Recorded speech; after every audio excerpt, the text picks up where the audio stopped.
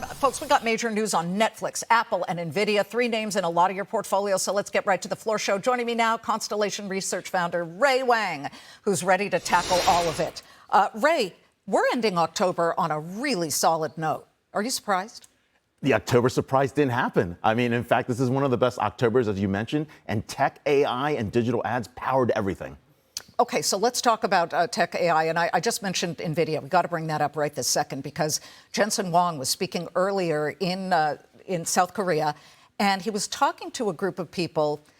NVIDIA's looking okay at the moment. I mean, we can see that obviously it has been making money hand over fist. But Jensen Huang said specifically that China does not want his H20 chips. Those are the lesser chips from the Blackwell. And here's what he said about the Trump administration deciding whether to allow the Blackwell sales to go through to China, which are halted right now. Here's how he put it. So would you want the Blackwell to be sold in China? I hope so. I hope so. But that's a decision for President Trump to make. Yep, he said it's up to the Trump administration.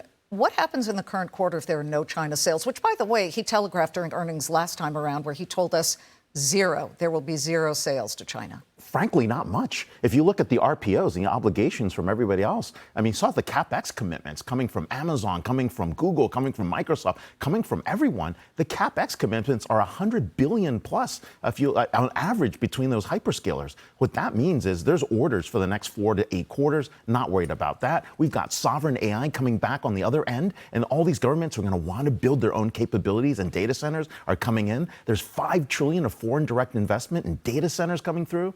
I mean, he's good for a long time. Okay, so, but you believe that the Chinese are getting the Blackwell chip through dark shadow channels? They're getting the Blackwell chips coming through Dubai, coming through Singapore. I mean, there are back channels that are happening.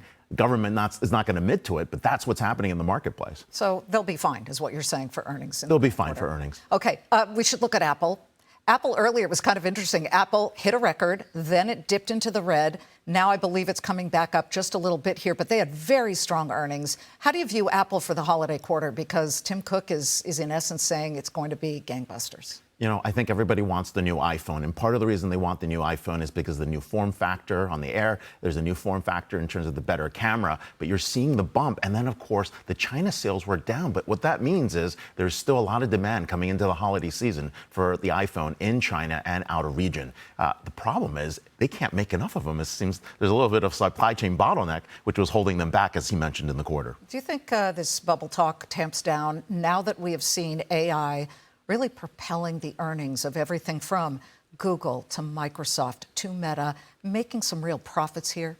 Liz, you're absolutely right. I mean, look, this AI bubble was just kind of, people were worried about the quarter. Now they're looking at this, and companies are telegraphing their RPOs, those obligations. What it means is going forward, there is a ton of demand, and we're talking about trillions of demand. So this is not exactly an issue where people are worried about short term. Now it's about long term. Is this a race to the end? Who's going to win on AGI? Who's going to get there first? That's a different conversation. But in the meantime, there's a lot of money to be made in AI, whether it's energy, whether it's in data centers, whether it's in the software applications. You got companies like Oracle, Salesforce, ServiceNow building the applications layer. You've got companies that are actually then building the next layer out there at the edge. This is going to be very interesting for quite some time. Reddit, though, had great numbers. The stock is charging higher after a solid earnings report, even better than solid. And the CEO came out and said, you know, chatbots aren't really doing much for our business. We're good with what we're doing.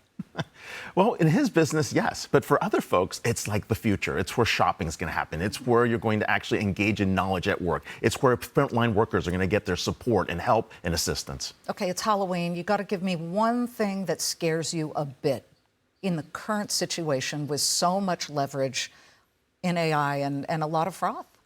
I think the thing that scares you the most is really the Federal Reserve. Someone please cut rates. I think that's the one thing. If we can get it down at least 50 basis points, we're at least going to have much more growth, much more M&A, and the market can take off.